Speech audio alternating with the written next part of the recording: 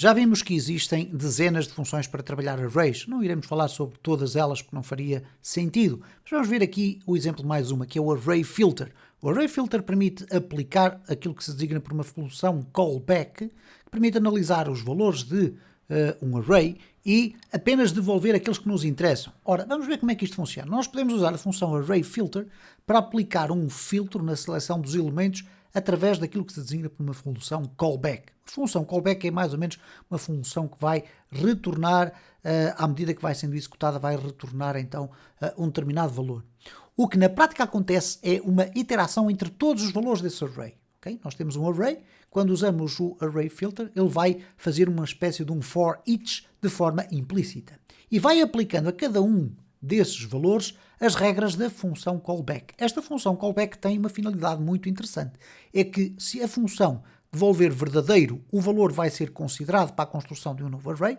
Se ela devolver falso, o valor não vai ser considerado. Okay? Então, se o resultado da função callback for verdadeiro, o valor é devolvido para o novo array. Caso contrário, é ignorado. Mas vamos ver na prática como é que funciona e vocês vão perceber isto com enorme facilidade. Vejam bem aqui um array muito simples. É uma sequência de números de 1 até 10. Okay? Poderia ser uma sequência completamente distinta, mas aqui optamos por fazer uma sequência literal para vocês perceberem melhor. Se eu quiser criar um array final que resulta da aplicação da função arrayFilter com um determinado filtro, eu vou dizer aqui nos dois argumentos o seguinte, e atenção que existem 3, mas nós vamos agora apenas explorar 2. Primeiro vou ter que dizer, obviamente, qual é o array inicial que eu quero filtrar. E aqui dentro, em formato de string, eu vou descrever qual é o nome da função e que vou ter que escrever qual é o nome da função que deverá ser executada no sentido de analisar cada um destes valores e devolver verdadeiro ou falso no sentido de ir acrescentando estes valores ao novo array. Por exemplo, vamos aqui conceptualmente falar sobre isto. Vamos imaginar que nós queríamos passar todos os valores par. Okay? Então nós vamos ter que criar uma função, que já está aqui criada, já lá iremos. Esta função terá que ser escrita aqui. Quando o sistema chegar a esta linha, vai executar o array filter. O array filter vai fazer um ciclo implícito por cada um destes elementos. Vai percorrer primeiro o 1, depois o 2, o 3, o 4 e assim sucessivamente até chegar ao 10. E vai passar esse valor para um parâmetro da função que nós aqui escrevemos em termos de nome. Esse parâmetro vai ser analisado pela função e a função vai devolver verdadeiro ou falso. Se ela devolver verdadeiro, o número que estiver a ser analisado vai passar para o novo array. Se ela devolver falso, o número que estiver a ser analisado e não vai passar para o novo array, porque houve ali um falso. Então reparem aqui nestas funções que eu aqui tenho. Eu criei uma função para devolver os valores ímpares. E neste caso, esta variável valor vai assumir o valor que estiver em iteração naquele momento. Então se eu colocar aqui ímpares, que é exatamente o nome desta função, o que vai acontecer é que esta função vai ser a função de callback. Eu não defino a função aqui, eu apenas digo qual é o seu nome.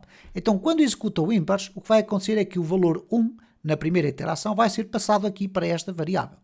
Esta variável vai ser analisada aqui com este return. Este return vai ter que devolver sempre verdadeiro ou falso. Então, eu posso escrever desta forma. Se o valor a dividir por 2 der um resto diferente de 0, então significa que o valor é ímpar e, portanto, ele vai devolvê-lo como sendo verdadeiro, ok? No caso dos pares, ele vai tentar dividir por 2 e se der resto 0, então vai devolver como verdadeiro. Aqui, como não deu resto 0, vai devolver como ímpar. E no caso, por exemplo, dos múltiplos de 5, se eu tentar aqui dividir por 5 e der resto 0, então significa que o valor está ok para ser adicionado ao final. Caso contrário, vai ser ultrapassado. Então vamos ver aqui nos ímpares, se eu agora executar, o que é que nós vamos aqui ter? Como podem verificar, temos o 1, o 3, o 5, o 7 e o 9, que são os únicos números que estão aqui e que são ímpares. Se eu colocar aqui os pares, eu vou executar aqui novamente e vocês vão verificar que é o 2, o 4, o 6, o 8 e o 10. E se eu colocar aqui o múltiplos underscore 5, que é o nome desta função que aqui está, ok? Está aqui qualquer coisa mal, portanto copy-paste, agora sim. Reparem que ele me vai apresentar o 5 e o 10, que são os únicos valores que aqui estão, que são de facto múltiplos de 5. Se eu agora quisesse colocar aqui, por exemplo, o 15, o 25, o 32, o 45, vamos verificar o que é que o sistema nos vai dizer. Vamos aqui executar novamente e reparem como ele vai buscar apenas os múltiplos de 5.